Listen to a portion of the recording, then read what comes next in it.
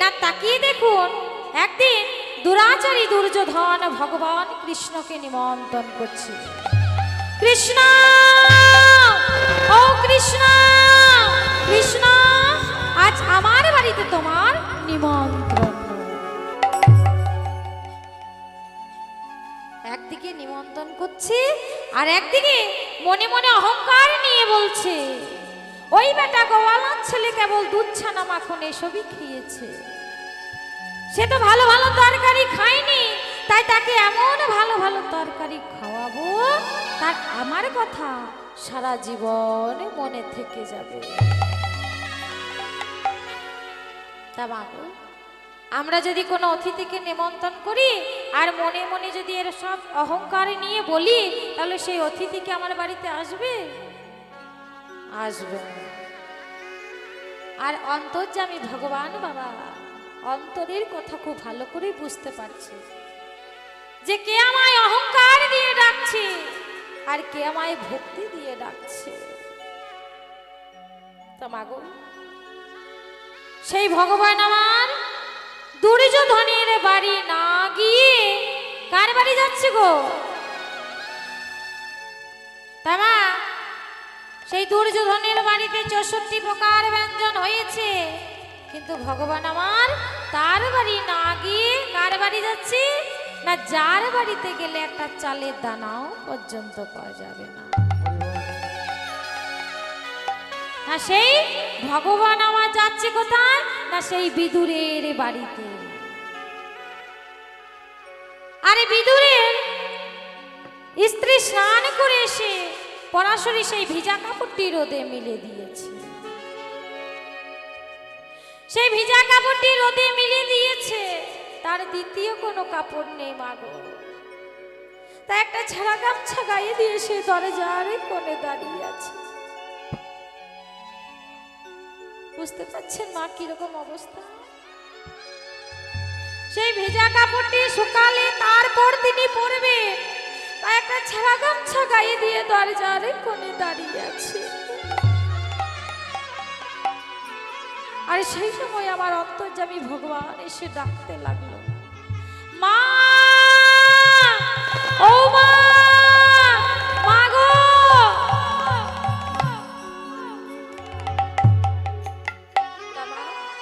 যেই না ভগবান আমার মা মা করে চিৎকার করেছে, অমনি মা পরাশরী চমকে উঠেছে। একই মা মা বলে আমায় কে ডাকে? মা মা বলে তো আমায় কেউ ডাকে না। মা মা বলে ডাকে একমাত্র আমার কৃষ্ণ। আমার কৃষ্ণ এসেছে, আমি বাইরে বেরোতে পারছি না। আমি যে একটা ছেঁড়া গামছা গায়ে দিয়ে দরজার কোণে দাঁড়িয়ে আছি, আমি কি করে যাব আমি আমার ছেলের কাছে? তা মাগো, যেই না এই কথা বলেছে অন্তর্যামী ভগবান ঠিক বুঝতে পারছে মা যে মা কেন বাইরে আসতে পারছে না। তা মাগো, যেই না একটু বাগানের দিকে ভগবান সরে গেছে, অমনি মা আমার সেই ভিজা কাপড়টি গায়ে দিয়ে কৃষ্ণের কাছে গিয়ে কৃষ্ণের কাঁধে হাত রেখে বলছে, বাবা কৃষ্ণ। কৃষ্ণ বলছে, যাও, তোমার সাথে কথা বলবো না। তোমায় মা মা বলে ডাকছে, তুমি শুনতে পাচ্ছ না মা? তা মাগো, ও মা, আমার বড্ড ক্ষুধা পেয়েছে মা, আমায় কিছু খেতে দাও। মা পরাশরী তাড়াতাড়ি করে বলে উঠলো, রে বাবা, তুই আমায় বিশ্বাস কর, আমার ঘরে কিচ্ছু নেই।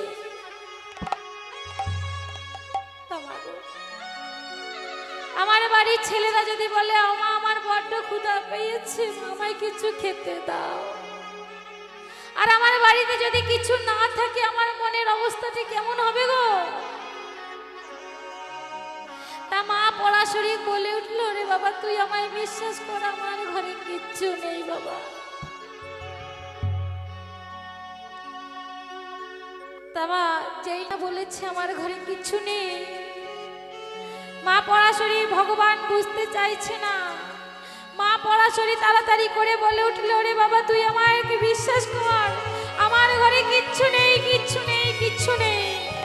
আমার স্বামী গিয়েছে স্নান করতে, আর স্নান করে সে 5টা বাড়ি থেকে 5 মুষ্টি চাল ভিক্ষা করে নিয়ে আসবে।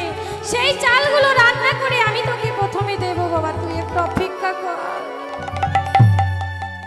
তা মাগো, ভগবান আমার বলছে না মা না, আর আমি সইতে পারছি না। তাই কি বলছি গো, খোদা রে জানা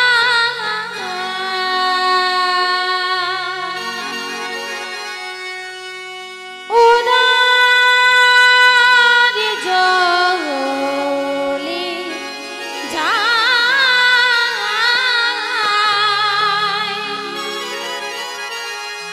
ও মাকে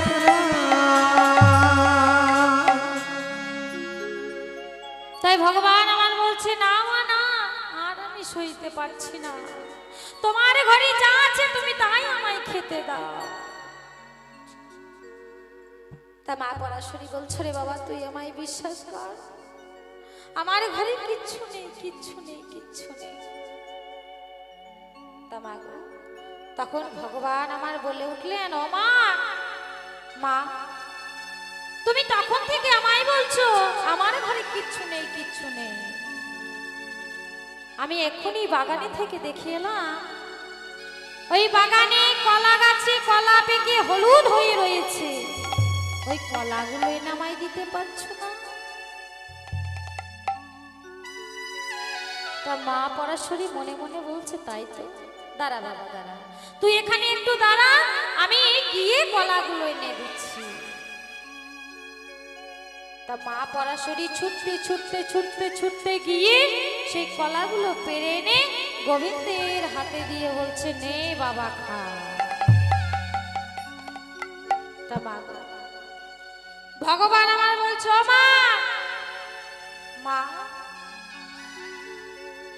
এই হাত দিয়ে আমি গিরি গোবর্ধন পাহাড় ধারণ করতে পারি মা গো, এই হাত দিয়ে আমি অকাসুর বকাসুরকে বধ করতে পারি মা, কিন্তু মা গো এই হাত দিয়ে আমি খেতে পারি না।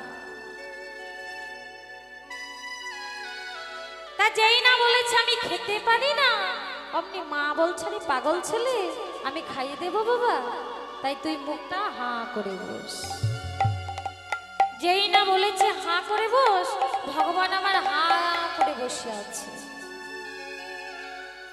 আরে মা পরাশরী কি করছে জানেন না, সেই কলাগুলোকে ছাড়িয়ে ছাড়িয়ে, কলার ভেতরে যে সাদা অংশটা যেটা আমরা খাই মা, খাওয়া হয় মা, কলার ভেতরে সাদা অংশটা আমরা খাই তো, খাওয়া হয়। তা মা কি করছে জানেন না, ভেতরে সাদা অংশটা মা আমার মাটির মধ্যে ফেলে দিচ্ছে, আর কলার খোসাগুলোকে ছাড়িয়ে ছাড়িয়ে ছাড়িয়ে ছাড়িয়ে গোবিন্দের মুখে দিচ্ছে, আর গোবিন্দ আমার হাসতে হাসতে সেবা করছে।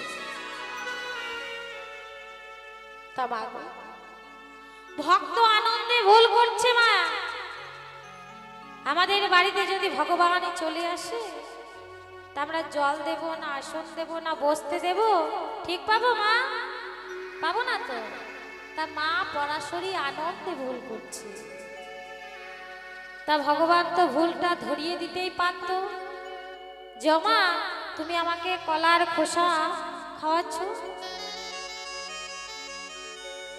তা ভুলটা ধরিয়ে দিচ্ছেন না কেন? না ভগবান বোঝাতে চাইছে মা গো, যে ওই কলার খোসার মধ্যে যদি ভক্তি থাকে, তাহলে আমি ওই কলার খোসাটা হাসতে হাসতে সেবা করি।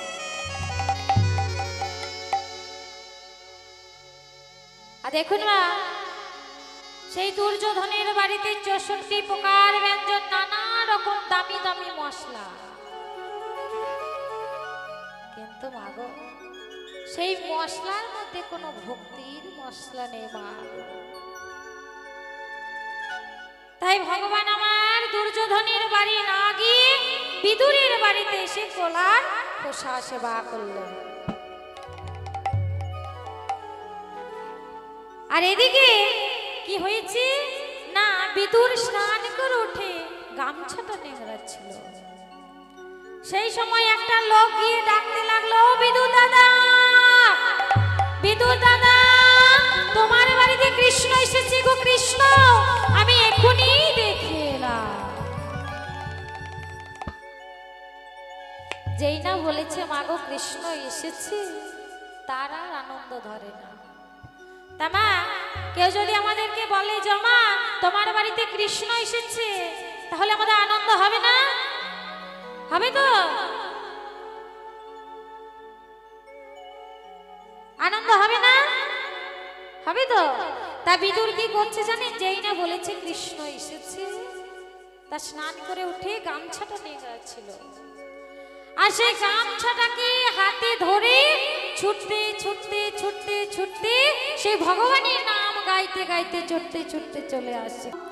যেই না বিদুর ছুটতে ছুটতে ছুটতে ছুটতে এসেছে, অমনি বিদুর কি দেখছি না, তারই বাগানে বসে ভগবান কলার খোসা খাচ্ছে।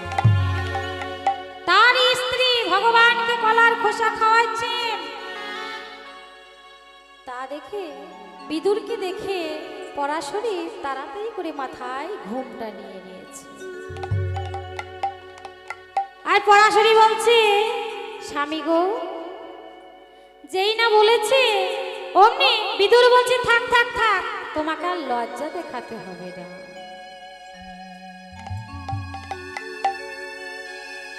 তারপর আসরি স্বামীর কানে কানে বলছে, স্বামী গো, আমি ভগবানকে কলার খোসা খাইয়েছি বলে মাথায় ঘুমটা নিয়ে নিব। তবে নিলে কেন? না, তুমি প্রত্যেক দিন স্নান করে এসে গামছাটা পরে আসো, আর আজ তুমি গামছা পরতে ভুলে গেছো, উলঙ্গ অবস্থায় তুমি চলে এসেছো।